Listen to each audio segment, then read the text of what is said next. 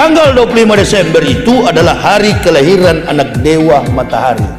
9 bulan setelah Maria mengandung, pemberitaan malaikat tanggal 25 Maret itu jatuhnya 25 Desember itu. Kelas saya itu kalau di sini yang memang betul-betul lama di Israel itu, Bapak tahu orang yang hebat di Israel itu, yang tinggal di sini, pendeta yang hebat, Bambang Nursena, itu lama di Israel. Tidak ada data secara persis.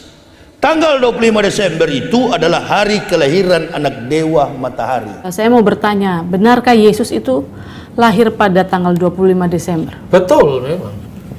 Orang yang menyangkal itu kan sebetulnya hanya mengenal buku-buku sejarah dari gereja Roma Katolik. Natal itu pertama kali ditetapkan bukan di Roma, tapi di Alexandria. Tahun 189 Masehi, pada masa Patriark Gereja Koptik Ortodoks, itu adalah Patriark Demetrius. Nah, pada saat itu gereja ini gini loh, begitu dia keluar dari batas-batas keyahudian, artinya gereja pertama kali disebut orang-orang yang diejek oleh orang Yahudi sebagai Nostrim, kelompok Nasaren, kelompok Nasrani, itu sebetulnya ejekan orang Yahudi untuk orang Kristen. Maka Paulus disebut salah satu tokoh dari sekte orang-orang Nasrani. Itu identitas dari gereja Yahudi di Yerusalem yang dipimpin oleh Rasul Yakobus. Terus kemudian orang Yahudi mengeluarkan kutukan terhadap orang Kristen pada saat konsili di kota Yamnia, dekat Tel Aviv sekarang, terkutuklah orang-orang Nostrim. Setelah itu kebudayaannya bergeser kepada kebudayaan non-Yahudi. Kalau kebudayaannya bergeser, berarti Injil harus dikontekstualisasikan supaya dimengerti oleh penduduk yang non-Yahudi. Berkembanglah Injil di Antioquia, di Syria. Kisah Rasul 11 ayat 26. Di situ dikenal sebutan Kristianos, yaitu Kristen. Untuk pertama kali disebut Kristen. Kebudayaannya Yunani, kalendernya ganti. Bukan kalender Yahudi yang memakai sistem peredaran bulan, tapi kalender matahari yang dipakai di zaman dinasti Seleukid. Ketika Injil dibawa Rasul Markus ke Alexandria, kalendernya memakai kalender bintang. Kalender Kawakibiyah, bukan Komariah, bukan Samsiah. Kalender bintang itu sekarang dikenal di gereja Koptik Ortodok dengan nama Anno Martiri. Kalender yaitu tahun kemartiran. Di situ disebutkan rayakanlah kelahiran dari juru selamat kita itu dalam sebuah dokumen yang dikenal dengan Koptik Didaskalia Apostolorum. Itu dari tahun 189.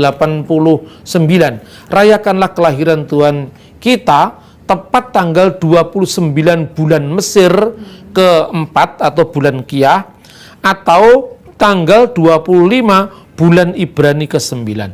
Bulan Ibrani ke-9 itu bulan Kislev. Nah, bagaimana bisa menentukan itu? Itu dari Alkitab. Di Alkitab dikatakan bahwa Zakaria itu membakar ukupan, ya, mendapatkan giliran membakar ukupan. Saat itu dia membakar ukupan itu, dia mendapatkan tanda bisu. Waktu itu Zakaria di rombongan Abia. Rombongan Abia itu menurut 1 Tawarik pasal 24 ayat 7-19 adalah rombongan ke-8. Berarti Zakaria itu dari mewakili golongan Abia itu membakar ukupan pada perayaan yang namanya sebetulnya perayaan Yom Kippur. Itu kira-kira bulan September. Kenapa bulan Yom Kippur? Karena semua puak Israel kumpul di Yerusalem, di Bait Allah. Itu menunjukkan itu perayaan Yom Kippur.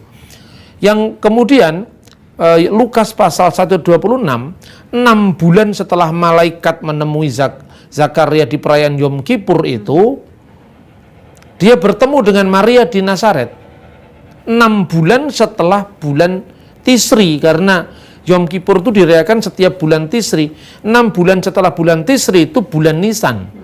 Bulan Nisan itu kira-kira Maret. Makanya sebelum bapak-bapak gereja abad keempat yang dituduh katanya Natal itu perayaan Dewa Matahari, dan itu tuduhan yang sama sekali buta sejarah. Sebetulnya itu sudah ada tulisannya Irenaeus, tulisannya Hippolytus itu bapak-bapak gereja dari generasi ketiga, itu mengatakan bahwa perayaan Bunda Maria menerima kabar gembira dari malaikat itu tanggal 15 bulan Nisan atau tanggal 25 Maret. 9 bulan setelah Maria mengandung, pemberitaan malaikat tanggal 25 Maret, itu jatuhnya 25 Desember itu. Itu tidak sulit dihitung karena kita tidak ngerti sejarah. Taunya gereja cuma gereja barat, Roma Katolik, Protestan, hanya itu saja. Kita tidak mengenal gereja-gereja timur yang dari abad pertama, kedua, ketiga terus berjalan sejarahnya. Dan yang kedua, ada tulisannya Yosepus, ahli sejarah abad pertama, dan tulisan dokumen Yahudi yang dikenal dengan Megillot Ta'anit. Dalam Skolia atau pengantar Megillot Ta'anit itu, kenapa orang Yahudi mesti berpuasa tanggal 9 Ab, Tis'a B'Av? Karena waktu itu bait Allah dihancurkan katanya. Katanya dokumen Yahudi. Dokumen ini dari tahun 160 Masehi. Nah, kenapa kok bait Allah dihancurkan? Karena Tuhan marah dengan umat Israel. Dan waktu bait Allah dihancurkan tanggal 9 bulan Ab itu kira-kira Agustus. Yang membakar ukupan adalah rombongan pertama, yaitu rombongan Yoyarib. Ini catatan Yahudi. Yosepus mencatat bait Allah itu mulai dihancurkan, dibakar itu bait Allah itu mulai tanggal 9 bulan Laus, yang tidak lain sama dengan tanggal 9 bulan Ab, bertepatan dengan tanggal 5 Agustus tahun 70 Masehi. Tinggal ngitung mundur ke belakang 73-74 tahun, ketemu Zakaria membakar ukupan di bulan apa, minggu keberapa. Karena kalau kita pembaca mungkin tidak mengerti nama-nama bulan Ibrani, bulan Mesir ya. Saya sederhanakan aja. Itu bulan Masehi misalnya. 9 bulan Ab itu sama dengan 5 Agustus tahun 70. Yang membakar ukupan rombongan pertama. Hitung mundur. Berarti bulan Juli minggu keempat, rombongan yang membakar ukupan itu rombongan ke-24. Juli minggu ketiga, rombongan 23. Juli minggu kedua, rombongan 22. Juli minggu pertama, rombongan 21. Nanti kira-kira 70-an siklus, 70 tahun lebih siklus, Zakaria membakar ukupan dari rombongan ke-8 itu tanggal 15 bulan Tisri. Dan itu perayaan Yom Kippur. 6 bulan setelah Tisri, sekali lagi, itu Nisan. Sama dengan Maret. Perayaan kabar baik, malaikat bertemu Maria, 9 bulan setelah Maret, Desember. Selesai. Itu dokumennya jelas kok. Ya karena kita tidak mengacu pada sumber sejarah primer. Ya, seperti kekurangan itu. Kekurangan kita di situ. Betul. Jadi sudah pasti 25 Desember tidak salah kita merayakan Natal ya. Itu dari abad pertama, kedua.